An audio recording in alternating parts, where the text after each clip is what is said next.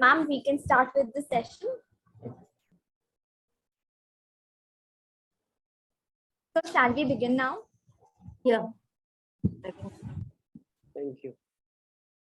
A very good afternoon to one and all. I, Sanjana, on behalf of Faculty of Law, University of Delhi, in association with National Legal Service Authority, Supreme Court of India, welcome you all to a conclave on Indianization of legal system and education to commemorate the centenary year of University of Delhi. We extend our deepest gratitude to all our dignitaries for taking out time from their busy schedule. We are honored to have with us for the session, Chair of Session, Honorable Mr. Justice Sunil Ambani, former Chief Justice, Rajasthan High Court,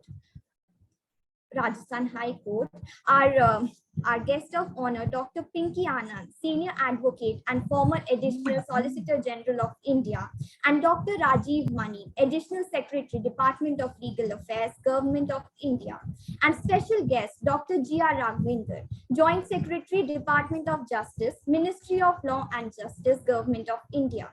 We also have with us Professor Dr. Alka Chawla, Professor in charge, Campus Law Center, Faculty of Law, University of Delhi, and Professor Dr. Mahavir Singh Kalo, Professor in charge, Law Center 2, Faculty of Law, University of Delhi.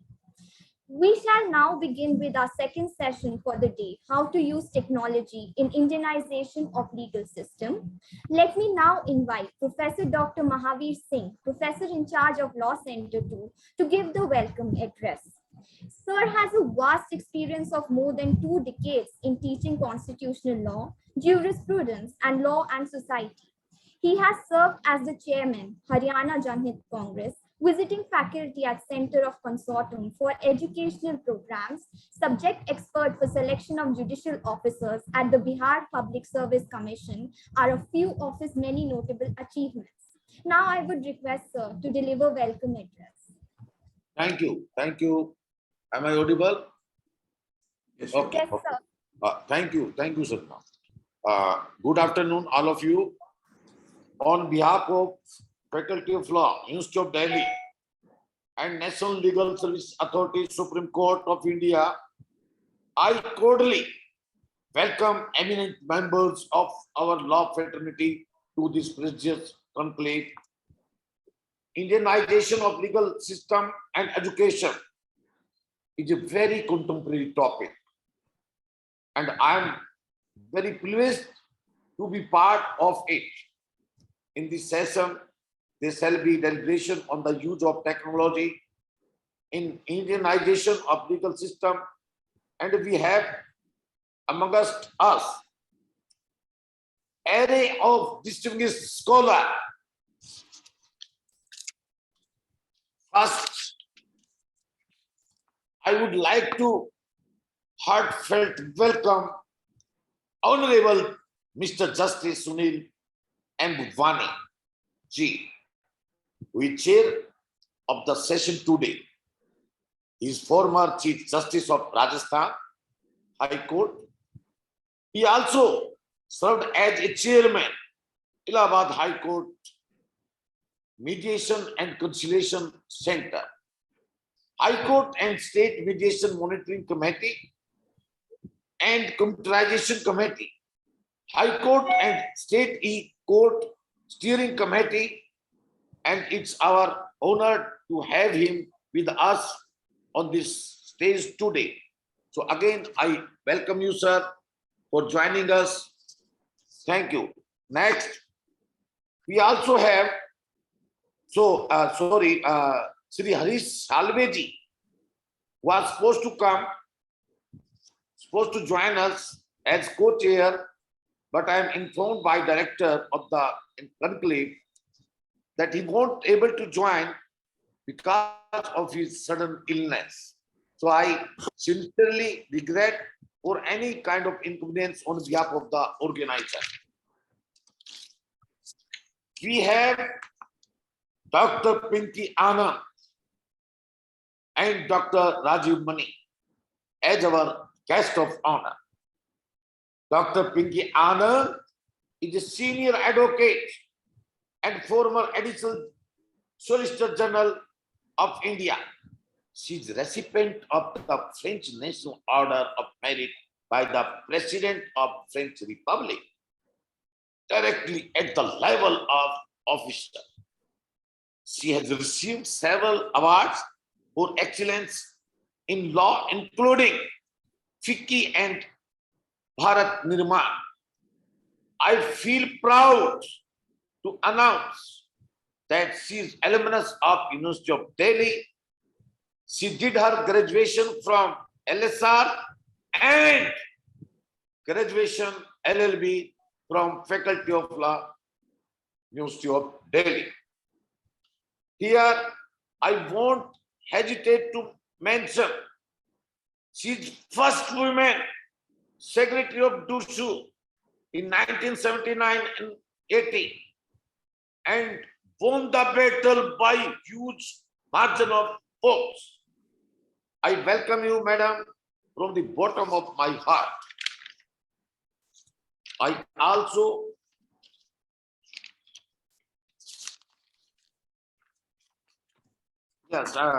here we are having Dr.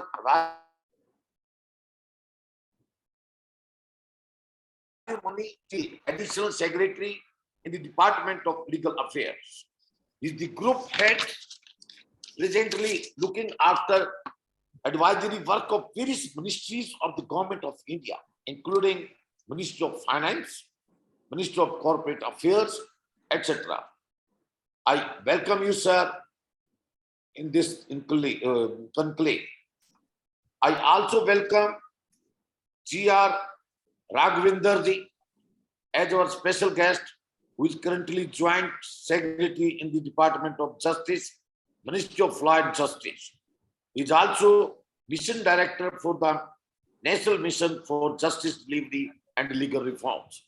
He is driving policy reforms for improving enforcing contracts parameter under the ease of doing business and e-courts project. He will be joining us in a while. Now, our own very dearest professor, as quoted by Dr. Pinky Anand also, our professor, Dr. Alka Chawla ji, who is professor in charge of Campus Law Center, University of Delhi. She figured in the top 100 powerful women in the law list released by the World IP Forum in 2021 and 2017. She is recipient of the Teacher of the Year Award, Female, 2018, given by Indian National Bar Association. She has also authored 2 books on copyright law published by Macmillan and LexisNexis. I welcome you, ma'am, from the core of my heart. Thank you, all of you, for patience hearing. And again, I welcome all of you on this pious occasion, on this contemporary topic. And now over to Sajid. Sir, I would just like to inform that Dr. Raghavinder will be joining us shortly. In the meantime, I would like to invite our guest of honor, Dr. Rajiv Mani, sir, to kindly address our students.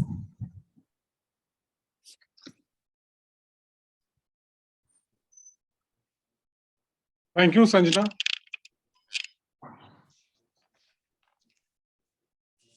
Respected Chair of the session, Honorable Mr. Justice Sunil Ambawani, former Chief Justice, Rajasthan High Court. My esteemed senior colleague, Dr. Pinky Anand, Senior Advocate and former Additional Solicitor General of India. My colleague, Mr. G.R. Raghavendra, Joint Secretary, Department of Justice, Ministry of Law and Justice. Professor Dr. Mahavir Singh Kalon, Professor in charge, Law Center 2, Faculty of Law. And Professor Dr. Alka Chawla, Professor in charge, Campus Law Center, New Delhi. My greetings to all of you on this at this conclave. And thank you, the Delhi University, for giving me this opportunity of participating in this esteemed gathering of experienced persons. In fact, it is indeed a pleasure that I could come before you and speak on this very important topical subject of use of technology in Indianization. So this is something which, in fact, the government is also very seriously pursuing these days. And in fact, the Panch Prana, which the Honorable Prime Minister had addressed the nation from the ramparts of the Red Fort on the 15th of August this year, had a great linkage to the concept which we are discussing today. In fact, as we all know and we understand that what is the aim of law? The aim of law in our traditional sense is to have a righteous and a virtuous society, so that wherein the disputes are minimal, the people are satisfied to the greatest extent possible, and there is a voluntary adherence to the concept of laws as laid down by the sovereign. Now here, as we see over a period of time, that the law has undergone tremendous change from the ancient times, what it was and what it is in its present shape. And it is the dynamism of the whole process that when we were in the ancient times, the law was dictated by the Shrutis and later the Smritis, which were recorded by the Dharm Shastrakars, who laid down various facets of law governing the role of an individual and his conduct in the society in different areas. Of course, it not only covered the individual, but also the king and the different modes of the administration of the kingdom by them, whether it is the Arthashastra by Kautilya or the various Kritis which are written by the great sages like Yagyaval, Kashyap and others, that they laid down a code of conduct for the society and the individuals, including the sovereign. Over a period of time, these, of course, had undergone change. And one problem which the society and over a period of time, which we are facing, in fact, now also when we have a look at those ancient texts, when we talk about Indianization of the Indian legal system, is that the ancient text actually had a concept of governance wherein the religion, the polity, the society, and the law all were actually a part of a uniform group, which governed, was a part of the text which these learned sages had actually laid down in their various smritis. So legal framework as such was not an isolated concept. It was a part of the subset of the overall governance aspect of the society by the sovereign and covering various aspects. So now in the modern times, when we speak about Indianization, and then naturally it is a corollary, we need to look to our ancient text for inspiration and what guidance they can provide. So at times it is felt that yes, the ancient text sometimes merge the concepts of morality, ethics, justice, and law and administration in their sayings. So of course, it requires a bit of detailed study so as to how we can actually differentiate between these concepts, because the law as per the ancient text is not something which is, it is derived from the temporal power. It is something which is divine in nature, which has been revealed to the sages, and throughout the ages, then it was through the Shruti that is passed from one generation to another. And of course, when it was codified in the form of Smritis, that what remains our knowledge for the present times. So it is actually the main goal being the promoting good conscience and the desire for establishment of dharma. So now the key word when we talk about the Indianization of the laws in the present context and in the Indian context is, of course, the understanding the word dharma. And as we all know that the word dharma is not a synonym of word religion. It is in fact righteous conduct. And that righteous conduct was there for everyone. As we all know that the present society, the modern constitutions and the Renaissance period and thereafter the French Revolution, the American Revolution and the other revolutions which took place all had the emphasis on the concept of rights, the liberty. Now the Indian text, when we go and have a look at them, it is all based on the concept of duty. So they thought that if one person is doing his duty diligently and sincerely, then it takes care of everyone's right. In fact, the right of one was to do his duty diligently. That was the concept which we had earlier. Now, in the present times, when the law has been codified to a great extent, we are a common law country. The codification process is the primary source of law. The constitution itself is the apex law of the country, and all the laws flow from it. The constitution itself is a gift from our founding fathers to the people of India, wherein now the sovereignty vests in the people of India. It is they who have actually drafted the constitution for themselves. So now, as we say, when we speak about Indianization, so at least we can say that all the laws which have been passed pursuant to the independence of the country and coming into the force of the constitution are laws, in fact, in Indian context and framed for Indian people. I do not speak about the pre-independence laws. They were, having a different connotation and context because they were a product of a colonial mindset. The laws had been framed by the colonial masters for the colonial servants. It had a different agenda, a different objective, and a different goal. But when we speak about the law in an independent India and now the need for Indianization of laws, what do we actually mean by it? To my understanding, we not only mean the legal framework, the legal thought, but the overall process of governance as to how the country governs itself. Law is a subset of governance. It also covers the various facets of administration, day-to-day administration, whether it is undertaken at the highest level of the government or at the ground level by the persons who are responsible for discharging their duties. So that is a subset of governance, that is the legal system. And then the legal system is complemented by the judicial processes. When a person approaches for any dispute and takes recourse to litigation or approaches the court for relief, what does he mean? He should understand the court processes in a simple language. He should understand the processes which are being followed so that he knows whether what he wants actually is being said before the court, the judge is appreciating it, and thereafter, of course, he will take decision as per law. What is correct in law, that decision would be taken. Now, there is a big gap in all these situations. We have made laws by the Indian Parliament, by the state assemblies, but the law system and the precedents which are being followed are those which we have inherited from our colonial masters. So the same language which were used by the Britishers before they left us, we are still continuing with it. However, the Britishers on their part, they have actually graduated, gone for simplification, while we have graduated more in the era of complexities and rigidities.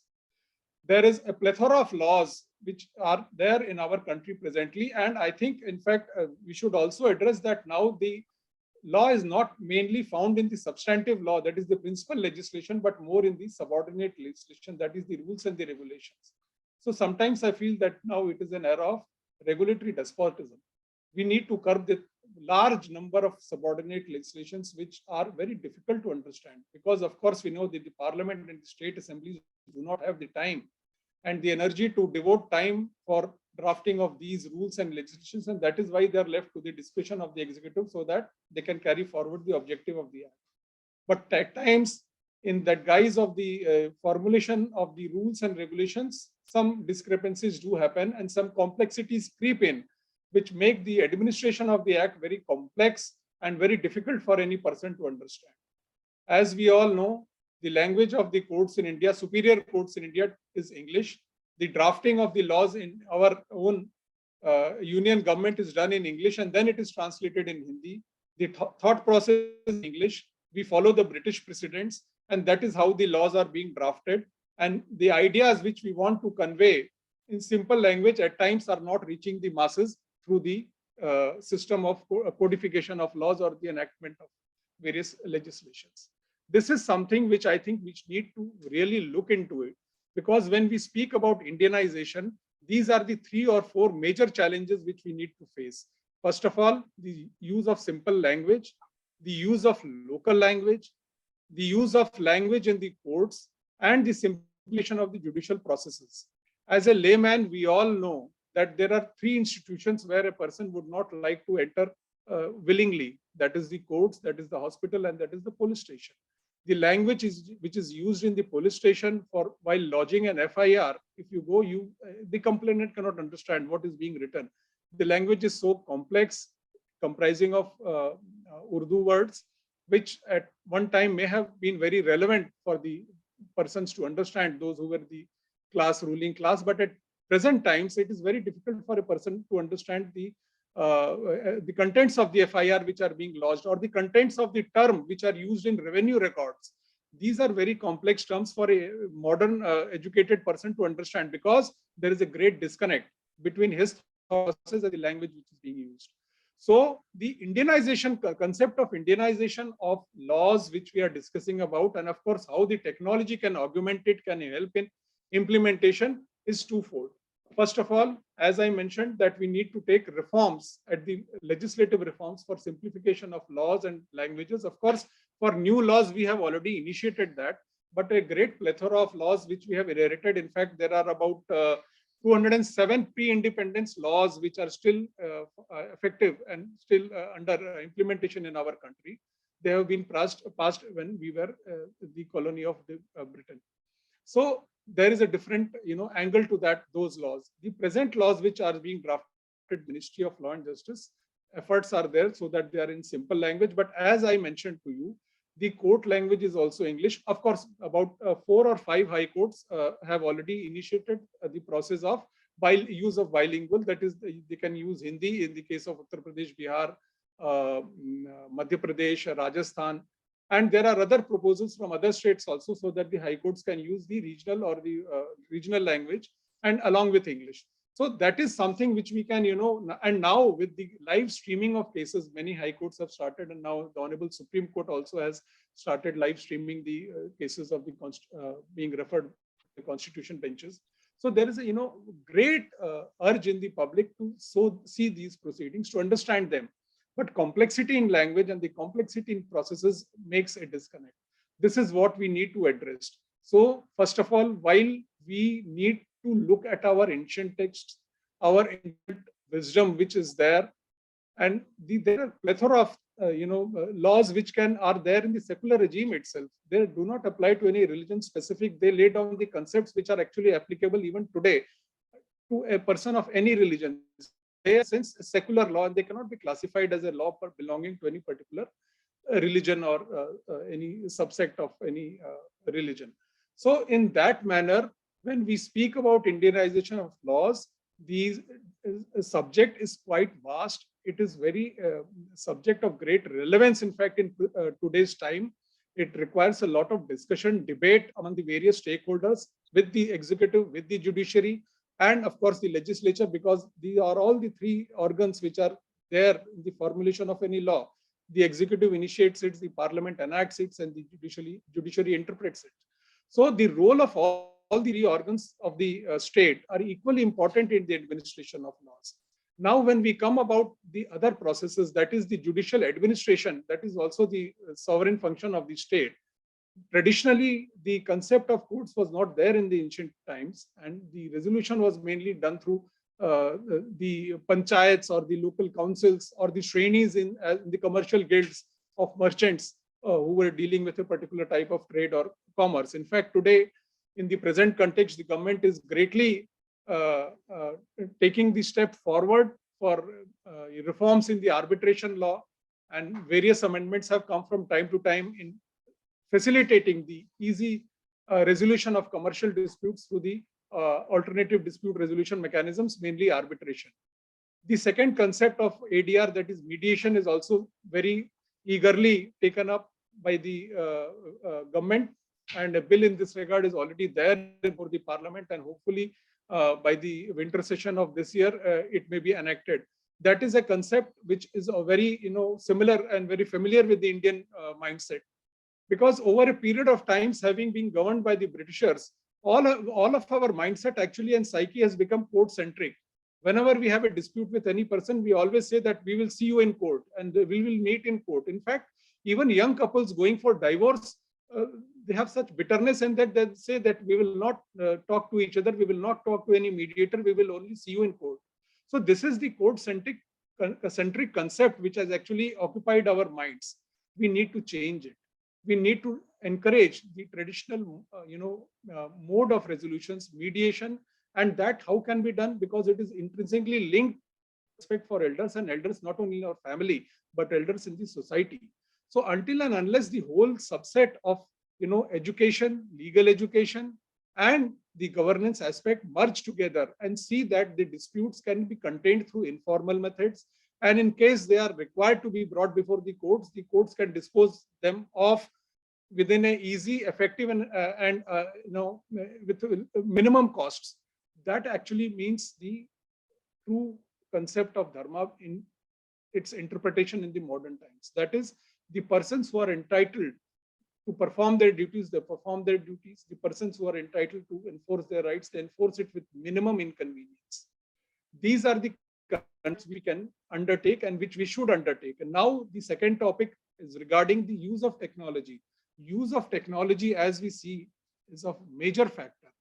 In fact, during the COVID times, as we all know, that the justice dispensation system, despite the lockdowns and the various measures to curb the movement of people which were necessary to contain the spread of COVID, the justice dispensation did not stop. And the courts functioned in the virtual mode. Persons joined the hearings, the advocates could join the hearing.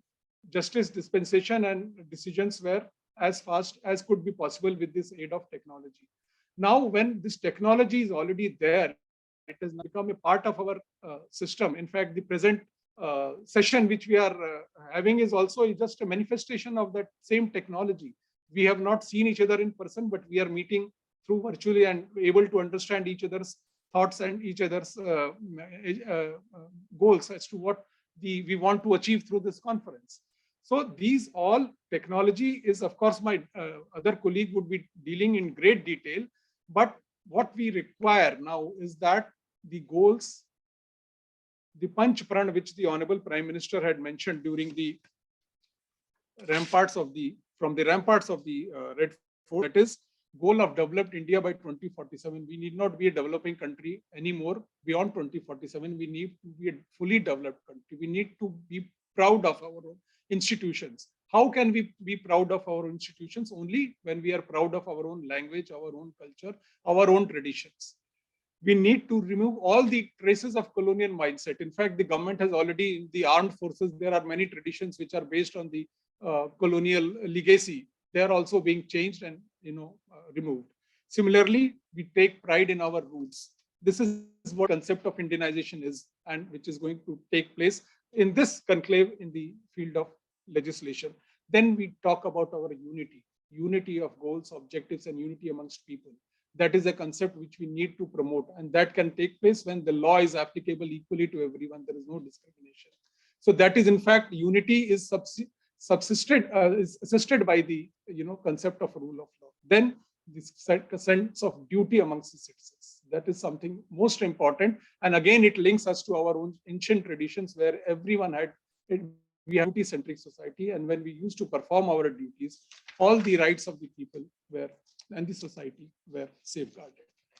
In fact, I have tried to, this is a very vast topic and we can speak and talk for hours on this, but given the constraints of time, I need to wind up. And now, before I wind up, I convey my thanks to the organizers and the learned professors of the Delhi University, led by the Vice Chancellor, Professor Dr. Yogesh Singh, the Dean of the Law Faculty, Professor Usha Tandon, the PIC in charge, Campus Law Center, Madam Professor Alka Chawla, and other team members of this conclave and organizing committee who have facilitated the happening of this conclave. In fact, I am also an alumni of the Campus Law Center, so it's a great privilege and opportunity for me also to come amongst all of you and speak a few words amongst this esteemed and privileged and very experienced guests who are there. Thank you very much. Thank you so much, sir. Your words were truly enriching and enlightening to us. I would like to now invite our guest of honor, Dr. Pinky Anand, to address the gathering. Thank you, Sanjana. Good morning, good afternoon. It's kind of turned the clock around. Professor Kellon, the Honorable Chairman of the session, former Chief Justice Mr. Ambani, Dr. Mani, I have known for a considerable period of time, as I have known everybody else. Professor Alka Chawla, one of my dearest colleagues, and I don't know whether she is senior in in terms of age, but she's definitely senior in terms of status. So good. It's really very fortunate of us and to see each other in this environment and to discuss certain critical issues which arise for consideration. Sanjana has been an excellent moderator and coordinated very happily also, and a very smiling face. So the best Indianization that I can think of in the current session is a couple of things that I think start off with Sanjana as the smiling face of the entire background. Dr. Mani has already actually given an extremely elucidative discourse on the subject, and I'm rather impressed, and I'm thinking about the various ramifications that he has put forward in various ways. The two things that I think this subject evokes in my mind, and incidentally, before I even commence there, I must again thank the Faculty of Law for having educated me and brought me to the position that I am. So one of the greatest Indianizations of the legal system is the Faculty of Law, which has produced stalwarts in all directions, including Dr. Rajiv Mani, who of course happily also mentioned regarding the faculty. And I might say that why I say that is Indianization incidentally, is because it is a hands-on approach to the entire system of education and an overall development. So I think that facet of the Faculty of Law is itself a precursor to the concept of Indianization. And whoever is a good law student, obviously, will progress on to becoming a leader of the bar or leader of the judiciary. We've had several judges who are at the Supreme Court even now, large numbers which have represented the faculty. And I think that process is inculcated as a concept of how to proceed in life with an Indian outlook. And therefore, the greatest tribute to the faculty on the Indianization. The second interesting feature that I wanted to point out now is the fact that we are talking about Indianization, and happily, I, as a second generation digital world generation, I might say, have actually been able to acclimatize myself to working on the digital platform. And if Harish had been here, he was one of the first to really start off very effectively with the digitalization of the entire concept of law and move with the entire systems. So while we on one hand talk about Indianization, one of our greatest features in Indianization is the fact of our adaptability and the way to look forward and the way to transform ourselves, the way to ingrain the best in the world as it is. We may go back to Swami Vivekananda also, so whether East goes to West and West goes to East. So while we talk about a concept of Indianization and we respect our greatest traditions that we have learned, and some of which, of course, Dr. Mani has been kind enough to elucidate, we do at the same time have this inert ability of Indians to further transform ourselves. And I think that has been manifested a lot in the Constitution. I think a Constitution which came into being about 70 odd years back has ultimately given us the complete weaponry, if I might say, or the complete platform to indeed transform ourselves and to adapt into ourselves, not only the colonial legacy removal, so to say, or the removal of colonial legacy, which has been there because of our history, but in fact to give ourselves the ability to transform the duty concept, the rights concept, the interplay between the two. And I think that is one of the most important features that Dr. Mani pointed out, which is also my theme song most of the time. We talk about rights, we need to go to duty. If we perform duty, the rights will automatically transform themselves. I might even go to J.S. Mill for that matter, Oliver Holmes, Justice Oliver Holmes, to say my freedom ends where somebody else's freedom starts. These are the concept of public good versus private good. And I think dharma, as we know it in the Indianized concept, and some of which Dr. Mani again elaborated, is something which talks about public good. So we are here talking about Indianization as a concept of public good, as a concept of duty, as a concept of improving the lot of humanity. We have a population of about 141 crores today. The greatest tribute that we can give our society is to ensure, in terms of law and justice, that we can give justice to all. And we can give it in the easiest possible manner, the simplest possible manner. Access to justice and rule of law is one of the key principles of a democracy. And I think that is where the Indianization concept mixes and merges with the entire theme of this current subject today and the conclave today.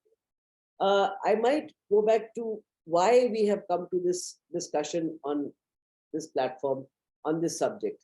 And really speaking, that transforms itself from the fact that there are so many value systems that we are talking about. And today we are talking about new developments, we are talking about liberalization.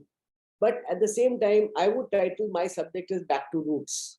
So we go back to the roots from where we began.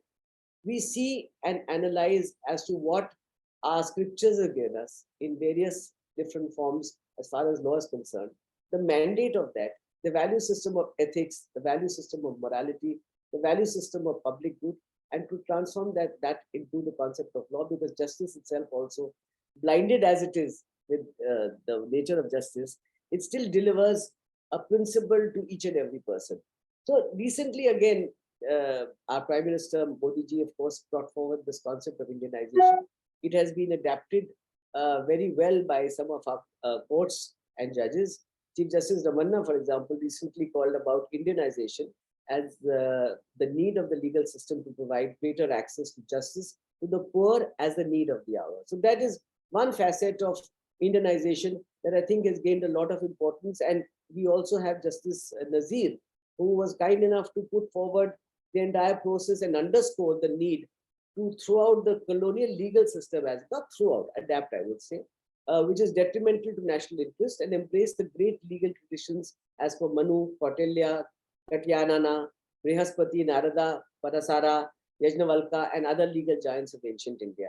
And in fact, that is what the judges have outlined, the future model of our legal system. What should it be, keeping in mind the Indianization and the fact that colonial legal system obviously is a misfit in the current time and hour. And it has been so for some time. So the need to proceed in that direction is something that we need to consider. We have done away. Dr. Mani would have pointed out that we have done away with several laws. We have actually sat as a government. We have outlined, I think, about 1400 odd laws, old laws, which were there, have been repealed. And there has been an entire exercise. I personally have sat through so many of these judicial reforms process, where we have tried to do away with outdated laws. We've tried to do away with old laws. And India, incidentally, is hailed through the world for its adaptability. We have actually modified our laws, and we have been able to do that thanks to the Constitution and the privilege that it has given us to consider everything under the heading of basic structure of the Constitution. So you find that whether it is in the field of commercial laws, whether it is in the field of environment, whether it's in the field of human rights, whether it's in the field of recently, yesterday only we had the judgment on abortion. And I would like to share with you one of the quotes that came around, which is an interesting phenomenon about the Medical Termination of Pregnancy Act and how we transform ourselves into the public good. When the MTP Act was enacted in 1971, it was largely concerning the married women. But as societal norms and mores change, law must also adapt. Changing social mores must be borne in mind while interpreting provisions. Societal realities indicates the need to recognize legally non-traditional family structures. So the ultimate beacon of Indianization, if I might call it, is the larger public good and human dignity, human respect, and that of the need of the non-accessing group of people. While we talk about that, the other Indianization process that we have carried out, which is partly through digitalization, is easy access to the public. COVID times have actually shown us the greatest good in this respect. Even prior to COVID, incidentally, I was also party, and several of us were, to the process of, for example, CCTV cameras. That was for security in the courts. But that was a process of digitalization, which started about 5 years back. And various judgments and the government, in fact, led to this process. Today, we have an even higher access. Recently, the live streaming which started. 3 constitutional benches had viewership of about 8 lakh viewers. So you actually have the system being viewed by all from each and every part of the country. What greater process of Indianization could we have? So we're using modern technology for Indianization in the light of the ancient scriptures and in the light of the ancient thoughts, and keeping in mind the public good. So this is the transformation that we have called. Recently, again, we had a judgment and a process set up by the Chief Justice Ramanna, something called the faster system. That scheme itself, example, did what? The Supreme Court, by the click of a button, could send out bail orders to each and every cross-section of society, including prisons, including the prisoners, all starting from several Agra inmates who were unable to get releases because the order itself had not been transformed. So this process that we have been looking at, the have-nots versus the haves, and the have-nots to be looked at with a higher perspective in order to give them greater access to justice in every possible format. We again have transformed ourselves in the process of digitalization in the courts. How we done that? We have several backlogs. People from all over the country did not have access. They had to travel all the way. For example, Supreme Court being the apex body in the country, how to access the higher courts, how to access even the district courts. So the entire process that we've had of e-courts, the entire process that we had of disposal during COVID times has demonstrated that we are able to manage to transform ourselves and thereby give access throughout the country to the 141 crores people who do not today need to move physically in order to get access to justice and can access from various parts of the country. And even after COVID times, most courts have retained one form or the other of digitization so that we can ultimately access justice through that method. We also have the system of e-filing today. We have the virtual court systems. We have e-court portals. There is also, of course, as Dr. Mani said rightly, the process of language, how to have language simplification. That is something that I think needs to be addressed by us as lawyers, as a faculty. Simplification in terms of language, simplification in terms of judgments being rendered. That incidentally is a chapter that I think also needs to be dealt with. We have today judgments of about 500 pages. How do we expect people to really analyze or to understand such judgments which are so lengthy? So I think we need some discourse on this subject to discuss how we can further improve systems so that the common man, the lay person, the poor person can ultimately understand what his rights are, particularly in the era of development of rights. Today, rights are developing every day on a regular basis. This transformation process is an ever-evolving one. So we do need to understand how we can get on there. We have e-Seva Kendras, and of course, live streaming has started recently. By the way, that live streaming has a couple of thoughts both ways. There are discussions on whether it is desirable, whether it is not desirable.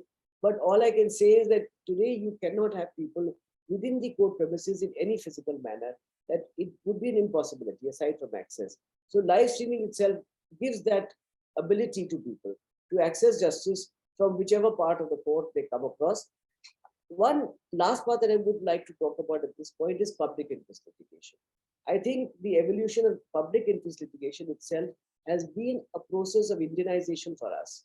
And that again deals with the underprivileged, the disadvantaged, who have ultimately reached the portals of courts to say, we want, what happened ultimately when Chief Justice Bhagwati brought up this concept. Let us see what he said. We cannot allow our judicial thinking to be constricted by reference to the law as it prevails in England, or for that matter, of that in any other foreign country. We no longer need the crutches of a foreign legal order. We are certainly prepared to receive light from whatever source it comes from, but we have to build up our own jurisprudence. And this is when he spoke in the MC Mehta case way back in 1986, when we talked about the public interest litigation system. And I think that itself is an evolution of India in the Indianization process, to bring in the disadvantage to the level of the advantage, to bring at par the have-nots to the haves, and allow the entire principles. For example, locus. Just to be, Professor Chawla, I would just address you on this. We used to have a concept of locus. You can only file a case if you are directly affected.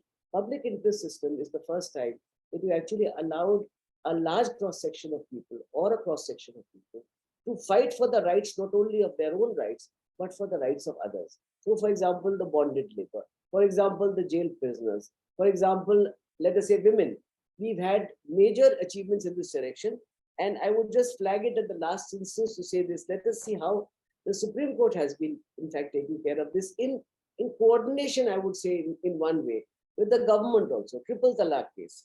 We see that as a complete travesty of justice. But you ultimately had a petition, which was an individual petition. So let us not mix up public interest only with that. But keeping in mind Article 141 of the Constitution, directions were given holding the triple talaq is ultimately unconstitutional, arbitrary, discriminatory, and needs to be quashed at the threshold. until an appropriate law is put into place, you ultimately ensure that triple talaq practice, which is abhorrent to human dignity, should not be allowed to prevail. This is the manner in which we have actually seen, and therefore I would say that today we have the entire system of the legislature, the executive, and the judiciary, all the three pillars. I would also flag in the fourth pillar being the media, but that is somewhat on a different platform, the three initial pillars of democracy, which have ensured that not only do we go forward, not only do we transform ourselves into the globalization world and bring ourselves at par in the nation, but at the same time, we again revive our scriptures, our values, our dharma, our duty, our access, our justice, our rule of law, and also issues like the panchayati system. We've had and been able to develop the panchayati system in a very magnificent way and given it constitutional protection in 1992 by the 73rd and the 74th Amendment. And in the same light, we came up with the Lok Adalats. Lok Adalats again was a system where we developed the process of mediation. And again, as we talk, we've been talking about Section 89 of the CPC, which again compels parties to mediate as much as the mediation bill, which Dr. Mani might have told you more about, which is recently pending again to ensure that everybody lands up with a win-win situation. This is one of the biggest examples of Indianization. India has always believed in a system of justice which is not adversarial in nature, but something which is collaborative and something which gives a finality to the system so that you can have justice for all. So with this, I think our efforts at this conclave and the faculty and all of you to put together a new concept in, let us say, an old concept in a new manner or a new concept in an old manner, whichever way we do, whether the glass is full or the glass is empty, that is a consideration, but it is all in the same breath. We are reviving ourselves and we are constantly churning out new energies with collaborative with old energies. And this is the way forward for us. So thank you very much. I look forward to hearing the rest and always to be back in the faculty, Professor Kahlon, at any stage, and Professor Chawla. I look forward to that. Thank you very much. Thank you so much, ma'am, for your truly inspiring and enlightening words.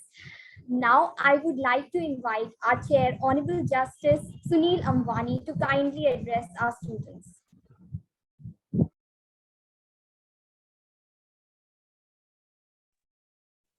Thank you, Sanjana. We have had the benefit of the erudite speech of Dr. Pinky Anand, a very forceful advocate for human rights and women's rights in Supreme Court, and Mr. Rajiv Mani, Dr. Rajiv Mani, Additional Secretary, Department of Legal Affairs, giving us the point of view of the government. Professor Mahavir Singh Kahlon, Dr. Alka Chawla, I'm very thankful to you for inviting me. Apart from being a judge and Chief Justice, I was also a chairman of the E-Committee of the Supreme Court of India for a period of 7 months. Prior to that, I have been from phase 1, implementing the E-Committee program in UP, state of UP, which is the largest state population-wise since 2010. And also the Mediation and Conciliation Committee, as well as the executive chairman of the State Legal Services Authority. My point of view on the Indianization of the Indian judicial system is slightly different. You see, we started with the laws. We are calling them colonial laws. Are they colonial laws? Of course, they were made by Britishers to rule India. But when the Constitution came, Article 372 saved all those laws except for those which are enacted. Now, these are the laws which were saved. Now, we have had 70 years of time to change them. If we wanted to change, we could have changed them. If we are continuing with those 100-year-old IPC and CRPC and Contract Act and Evidence Act and Transfer of Property Act, the choice is ours. But I tell you that whatever laws have been enacted thereafter had drawn inspiration from those ancient laws. Dharma was the rule on which all the laws are based. we have dharma. Dharma is the object, not the regulating the society or governing the society. It is to establish dharma in the society. We have had a lot of efforts of bringing in the new laws, getting inspiration from our ancient laws, as well as the principles of Mimamsa. Many times Supreme Court has brought in the principles of Mimamsa in interpreting of the statutes. So we cannot say that we have not Indianized our law. But what is happening is that we are not changing with times. You see, recently you must have noticed almost all the laws are putting the burden of proof in the wrong way. The whole principle of criminal law that you are innocent until proven guilty is being toppled. Now let me come to the how this idea started. Of course, Dr. Mani is absolutely right that this idea was floated by our Prime Minister, Mr. Narendra Modi, from the ramparts of the Red Fort on 15th of August. And his idea, what he said was the laws should be simple and accessible. Simple and accessible. That's what he said. Justice Ramanna perhaps went a little further to explain those concepts, and that is being felt by everybody who has been in the judicial system. I've been in the judicial system for more than 4 decades, almost 45 years. I was advocate on record in Supreme Court, practiced in district court, practiced in high court, and also became judge and then the chief justice, then the e-court committee chairman. You see, what Justice Ramanna said, very aptly said, that Indianization of judicial system doesn't mean that we bring back the ancient laws of the Chola period and the Gupta period and govern our country accordingly. He said we must understand the Indian ethos in having those laws, and mostly procedural laws, process laws. Now, increasing accessibility by molding the system to suit the needs and sensibility of the Indian population. That's what Justice Ramanna said. Justice Ramanna said it's a very multidimensional concept, access to justice. Inclusivity is the key word. He says providing access to justice is the first principle. Removing the linguistic barriers. Remove the linguistic barriers, you're closer to justice. You understand the process. Then you have reforms in practice and procedure. We have the same CRPC 100-year-old and CPC 100-year-old. We are doing patchworks by amending them, sometimes going forward, sometimes going backwards. It is now the time that we must revise those procedural laws to make them more simple, brief, and human. Now, development of infrastructure. Now, that was the key word Justice Ramanna said, because he was very passionate about development of structure. We said we don't have adequate number of judges. 20% to 30% posts of the subordinate courts are lying vacant at any given point of time, and about 40% in the High Court. By filling up all the vacancies in Supreme Court, you cannot provide justice to the people of the country. You have to fill up vacancies in the High Courts and District Courts also. Imagine the plight of a person who returns back from the court 100 times, that either the judge is not there or the lawyers are on strike. What kind of humane system we have given to them? Now, augmenting the strength of judiciary, and then he laid a great emphasis on judicial infrastructure. I tell you, in Allahabad High Court, your sanctioned strength is 186, but the infrastructure is not for even 110. Whenever the Chief Justice of Allahabad High Court said, I want more courtrooms, more judges' residences, more staff, they said, first you fill up the vacancies. The Chief Justice says, it is not in my hand, I'm recommending names. Of course, you should have recommended more. But then, you have to prepare your infrastructure for those eventuality when you have the sanction, even the sanctioned strength, not to say of increased strength. Now, the topic of today is, how can digitization help in Indianizing the Indian judiciary, or rather, I would say, to make it more effective. Now, what one of our old Chief Justices of India said, that we are running judiciary in the present day by bullock cart methods. He was not wrong. He was absolutely right. By bullock cart methods, we could have seen the loads of files which were being transported to the court, how the prisoners come to the court, hundreds of them, only to mark their assistance, their presence. And Justice Krishna Iyer made it very well. He said, this is a very illustrative example. Each word is important. He says, the judicial process is a riddle wrapped in a mystery inside an enigma. Now, this was said by Churchill for the Russian rulers in Second World War. Mystery inside an enigma. What with its baffling legalese, lottery techniques, habitual somnolencies. A somnolency is a quality or a stage of being drowsy. Extensive proclivities, multi-decade inconsistencies, tyranny of technicalities, and interference with everything with a touch of authoritarian incompetence.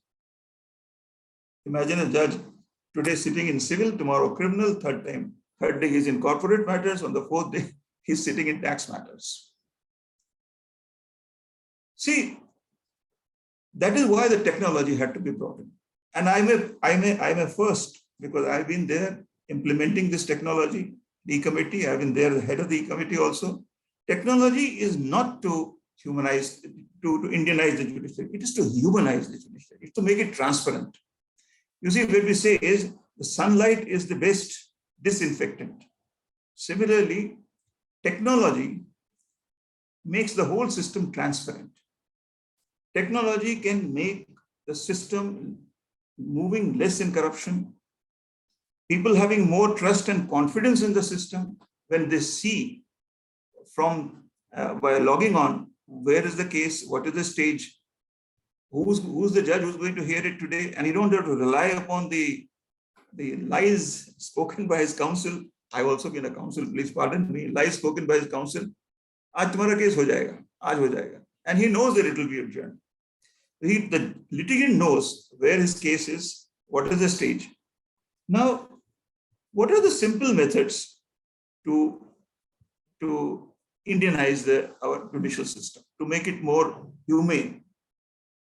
First, revisit and simplify the substantive laws. That's exactly what the law minister said yesterday in the inaugural session.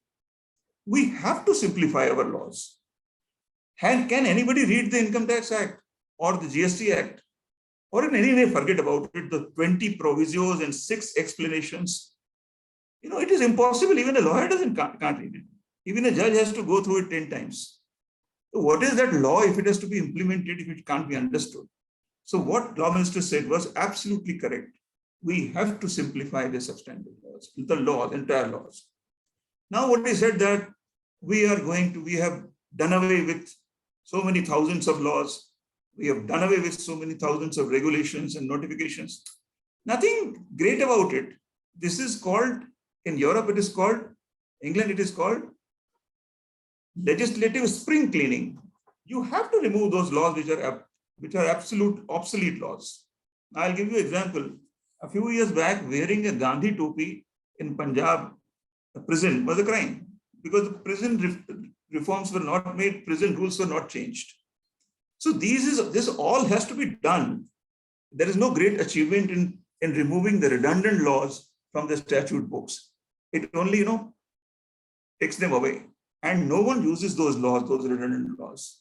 I don't think anyone has been prosecuted or any lawyer cites them even because they don't know it. Then CPC and CRPC has to be humanized. You can't have n number of adjournments, n number of appeals and revisions.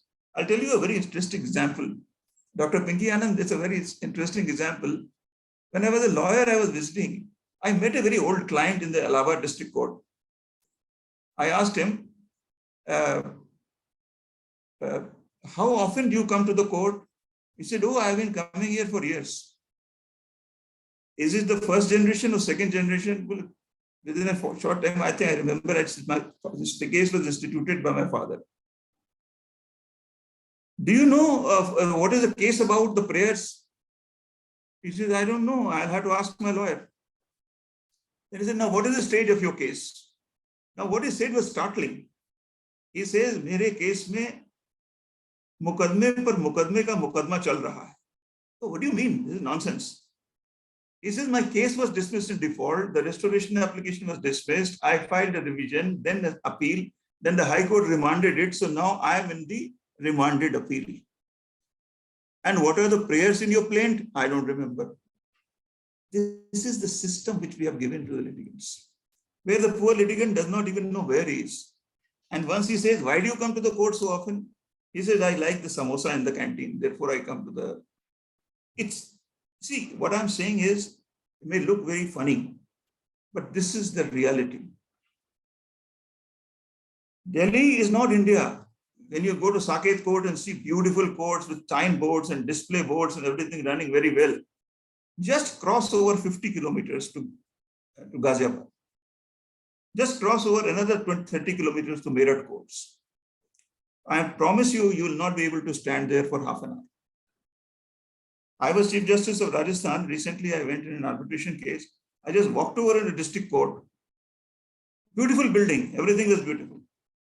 But what was happening there was unbelievable. No lawyer would tell me where is the district judge's court and what is the business going on in this district judge's court. We have to think very hard about it. If you Indianize, you humanize, you simplify. Now, let me come to the topic now, because otherwise the organizers will accuse me that everybody goes blah, blah, blah without going to the topic. Now, how did we start? It was in 2005. Justice R.C. Lahoti was there in a conclave in Bhopal, in National Judicial Academy. And he said, he was a very progressive looking Chief Justice. He said, look, now is the age of computers are coming. We can't be left behind. So Mr. Montek Singh Ahluwalia, the Finance Secretary, he said, Chief, how much money do you want? Please tell me. But first you should have a program. So he constituted an e-committee. It was a national e-governance program planned for Indian judiciary, integrated mission mode project. So Justice Baruka, who was one of the very progressive looking judge, the judge who started a computerized cause list in Bihar in 1992, he was made the first chairman of the e-committee. So he prepared a plan. On that plan, 14,249 courts had to be computerized with LAN, WAN. It was all an initial stage. Computers were provided, laptops were provided to judicial officers. 938.7 crores were set apart, but only 850 could be spent because the prices of computers crashed down. Then after connectivity, do you know what did we find? We find that 10% courts in UP were running in rented premises. One court was running just above the halwai shop. There was one district court where a railway line was crossing in between. Very difficult to get a LAN and WAN there. And anyway, everybody was very cautious about it. Justice Madan Lokur was the moving force behind the entire e-committee project. And we got the ICT enablement in the district courts. Then came process re-engineering. Now, this is where I tell you this Indianization of Indian courts. Do you know when we started preparing the software, the CIS-1, Case Information System 1, we found that there are different practices in the entire country. Even for filing of the cases, there was a Bengal school, there was a Lahore school. So all the processes had to be re-engineered and brought in, because you cannot have computerization for the entire country until and unless the entire processes are re-engineered. Then training. Training was not only confined to judicial officers, training to the court staff, training to the lawyers. They even went to the bar councils and trained that this is for your benefit. The bar realized it when they found the display boards on the courts. Then they could make certain which case is going on, whether my judge will be sitting there or not. The display board also called such and such lawyer to attend the court. Then they realized the importance of it. The computerized copying.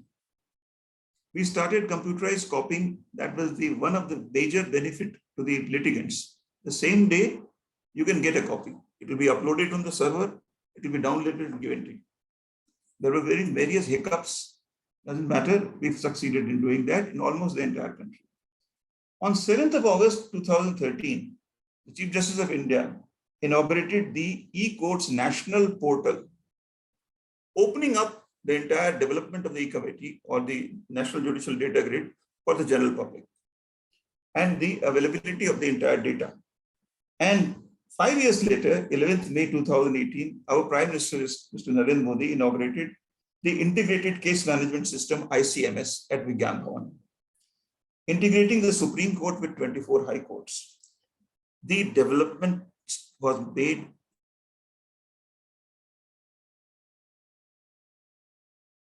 the programs were being developed by the NIC Pune team, a marvelous team led by Mr. Ashish Shrotkar. He was a court employee. He knew what are the problems in the court. So the processes, one after another, he started making each processes digitized. Now, every judicial officer was given laptops. This CIS, Case Information System, has been developed and redeveloped and redeveloped. And now it is at this stage of CIS Core 3. Core 3 is for the district courts, CIS Core 1 is for the high courts. Now, what does it do? It integrates the entire data. We have an excellent database, data house, or a storehouse of data, which is called National Judicial Data Grid. From 3,300 court complexes across the country, the technical staff and the trained staff is feeding the data. At the time when the case is filed, 261 parameters are included. What is the age of the litigant? Even up to the state, what is the date of FIR? What is the bore of the weapon which was used? Everything is entered in the case information system. Then that is integrated, and every time it is upgraded, a new the transformation takes place. CIS today is being used by all the judicial officers across the country, and CIS is the storehouse and the base for using the e-court services. Today, from e-court services, every litigant can register his case. Very simple process. Every case has a case record number. CNR we call it, 16-digit number. Now every case has a number. You can also locate from the party's name or a counsel's name, but you can locate from the case number right from that stage to the appellate stage and the second appellate stage, and you know where the case is, which court it is pending, where it is listed, when it will be listed next, what transpired, what business was transpired on the last date, and for what purpose it has been listed on the next date. A lawyer can store 50 cases on the CIS. It's an app. It's on the mobile. And the judge has a Just In app where he can manage the case management from this app. It's very simple. We train them. They learn very fast. Young judicial officers are learning very fast. There are some very interesting features. There was an internet conference in China where they said, how are the people dealing with the privacy issues? So the Indian delegation said, very simple. We mask the party names in matrimonial matters, in POSCO matters, in national security matters, and where the court orders. The names are masked.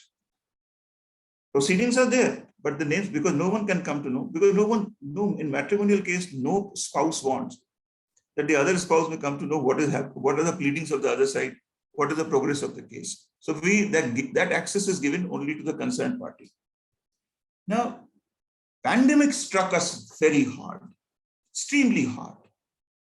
A lot of things are being said. Judiciary ne ye kiya, judiciary ne wo kiya. I am a witness to it. Judiciary closed down its doors completely. I know a Chief Justice, I'll not name him. He did not open his doors of the Chief Justice's chamber for 6 months. Supreme Court, even the Honorable Law Minister at the Parliament, when he was giving a speech, that 950 million cases were listed. Listing is nothing. It is the decision of the case which matters. It is how you decide the case that the figures come in. And what happened in pandemic was that we went up from the pendency of 4 crore, 25 lakh cases, we have crossed 5 crores. Then the court woke up. He said, "Aise nahi chalega. We have a digitized system. We have to have e-filing. We have to have video conferencing. The evidence also by video conferencing." So what the Supreme Court did was, it started framing rules.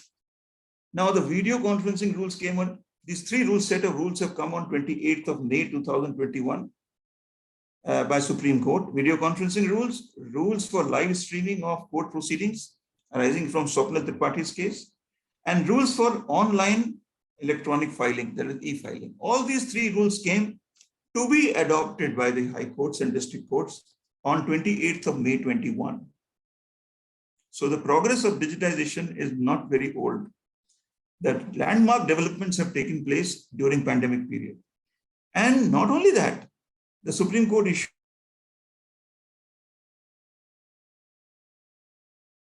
user manuals for e-filing procedures, for case management procedures, and had done away with a lot of formalities in filing.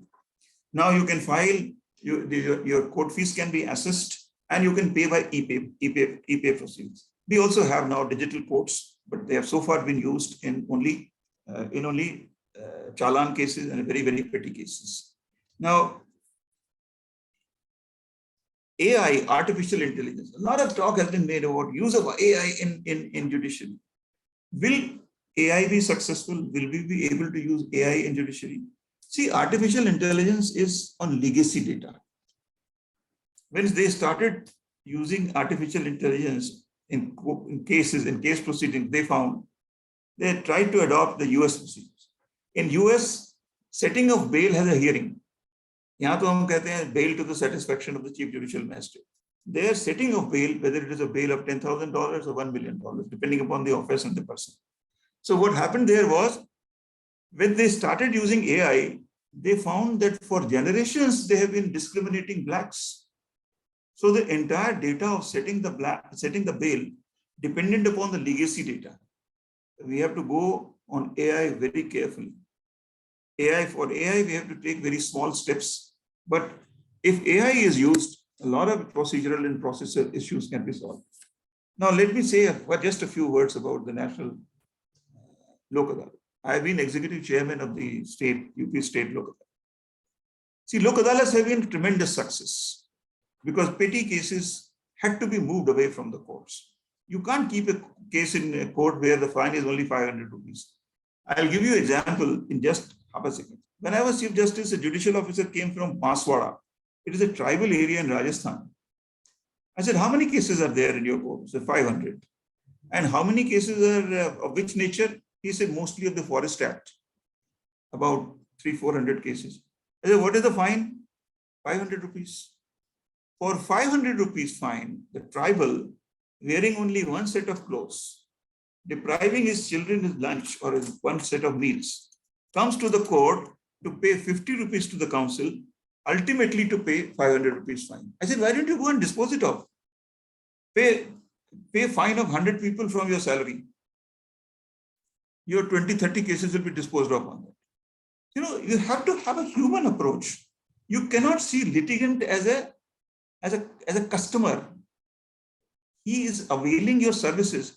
This is the problem we faced when we appointed court managers. When we appointed court managers, they were all MBA boys. They came to the court and said, but sir, why can't we make profit out of them? I said, what the hell do you mean, profit? These are court services. These are services to the people. He said, then we have been only taught to work in a profit model, how the corporates will grow. So we requested IIM Lucknow, and prepared a service model for them to work. And now these court managers are looking after the entire digitization programs also. Young boys, MBA, enthusiastic, because our judicial officers, you know, once they give their quota, is over. So the work is over. And they have been trained a lot. I'm not saying all of them are like that, but majority of them, when the quota is over, they stop working. Hard facts, you have to accept them. If you have to Indianize the judiciary, you have to humanize the judiciary. If you have to humanize the judiciary, you must have simple, understandable laws, simple processes. Amend those processes. Why should we have that? You call it colonial. CRPC is the first colonial thing. You have been making amendments after amendments after amendments. Law Commission has told you several times, revise it, make the processes simple, understandable, followable, and then see how the people go smiling out. You will not find, I challenge you, will not find a single person smiling away from the court. Even the winner doesn't smile. He says, I have had enough. You have to humanize these processes. And to me, it appears that humanizing the whole processes is the Indianizing the Indian judiciary. I don't think I should take more time. I said enough. Thank you. And thank you, Dr. Pinky. Thank you, sir. I'm so delighted. I can't express I can't restrict myself. That you, lastly, you use the word humanize or humanity. Do you know that humanization?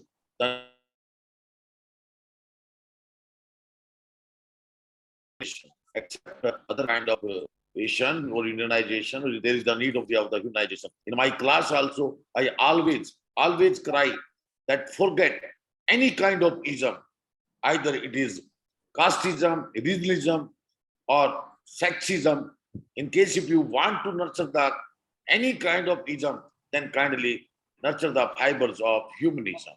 And I'm very happy, at least a little bit wavelength are going to be matched. Thank you.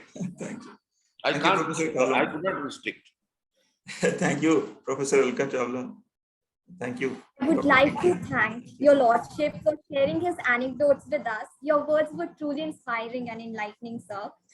Due to some unforeseen circumstances, Dr. G.R. Raghavendra will not be joining us today. So now I would like to invite Professor Dr. Alka Chawla, Professor in charge, Campus Law Center, Faculty of Law, to deliver the vote of thanks. Ma'am has been nominated as a national expert on intellectual property by the European Trade and Business Council, mentor to Intellectual Property Protection Organizer, advisor to National IP Organization, and member Education Committee FICCI. She is a recipient of Teacher of the Year Award Female 2018 given by Indian National Bar Association. She is the author of a well-acknowledged report on counterfeiting and piracy in India, a project of the Organization for Economic Cooperation and Development, a leading think tank of Europe. I would like ma'am to kindly address our students. Thank you, Sanjana. Thank you so much. I have been given the pleasant task of giving vote of thanks to everyone. So I would begin in the reverse order. So I would like to Ma'am, your mic got mute. Is it fine now? Am I audible? Okay. Yes, ma'am. So thank you, Justice Sunil Ambani. He has served, as he said, the Indian judicial system for more than 4 decades. He's been an inspiration behind all the e-committees and the alternate dispute resolution system. Sir, your focus on simple, accessible laws, Indian ethos with regard to procedural laws, improving infrastructure, I think it is something which is very important, and the government must take it very seriously and not feel that they're doing favor by doing the spring cleaning, what you refer to as the legislative spring cleaning. Another thing that you mentioned, which we all feel, is that we have to do away with this mukaddame pe mukaddama kind of an attitude which the argumentative litigating Indian is having today. So your speech was very, very inspiring, motivating, and I think touched our sensitivity towards the judicial system. And so much so that when you said humanizing is what is Indianizing the system, that Professor Mahavir could not stop himself from thanking you, though that part was mine. So thank you so much, sir. It was a pleasure to have you in our faculty. Now I would like to thank Dr. Pinky Anand, an alumnus of Campus Law Center, of which we are very proud of. She is an intellectual. She is a very good friend, as she said, an eminent lawyer. And I think more than everything, for all of us as women, we always look up to her, for the courage and for the freedom of thought that she always expresses. Thank you, Pinky. You're definitely my inspiration. She has emphasized on the Indian virtue of adaptability, which is evident from our constitution, and that was her focus. She's also made us realize the importance that we have to go back to our roots, and I think that is something very, very important. Ethics, morality, and make the justice system accessible to all. In fact, one forgets at times you have made us feel proud of the fact that the entire public interest litigation is an Indian jurisprudence concept which even the Westerners are now taking up. Thank you so much, Pinky, for coming here and being a part of this discussion. I would like to now thank Dr. Rajiv Mani, Again, very nice to know, a pleasant surprise, in fact, that you are an alumnus of Campus Law Center. He's, as you know, Additional Secretary, Department of Legal Affairs. He inspired us to look into the ancient texts and rightly mentioned that Indianization should not only be of the laws, but of the entire government. The species has to be taken care of. He also said that we must resort to Indian family method of mediation rather than, again, I would use that term, being an argumentative litigating Indian. So, you know, today it is actually very sad. Even I feel that, you know, everybody says, let's go to the court. Rather than going to the court, if we were looking at our own family system, our own Indian system of dispute resolution method, I think many problems would be solved there and then. I would also like to thank the National Legal Services Authority, Supreme Court of India, and our Dean, Professor Usha Tandon, who has made this conclave a reality. I would also like to thank Professor Mahabir for starting the tone of this session in a very, very forceful manner, and in fact, end the tone also in a very forceful manner. Thank you, Professor Mahabir. Our sincere thanks to all the participants of the session, all the students, teachers, non-teaching staff who have made, who worked literally day and night to make this conclave a reality. And last but not the least, I would come to Sanjana, as rightly said by Pinky, the smiling face, nicely clad in a sari, with her smiling, you know, with a nice bindi. We find the Indian woman, the Indian as such, the citizen of our country with a smile. So smile is what is Indianization. And I can see everybody is smiling along with you, Sanjana. Thank you so much. Thank you. Thanks, everyone. Thank you so much, ma'am. I would like to again extend our deepest gratitude to all our dignitaries for taking out time from their busy schedule. Thank you, everyone, for attending today's session. Thank you. Thank you all. Thank you very much. Thank you. Thank you, all of you.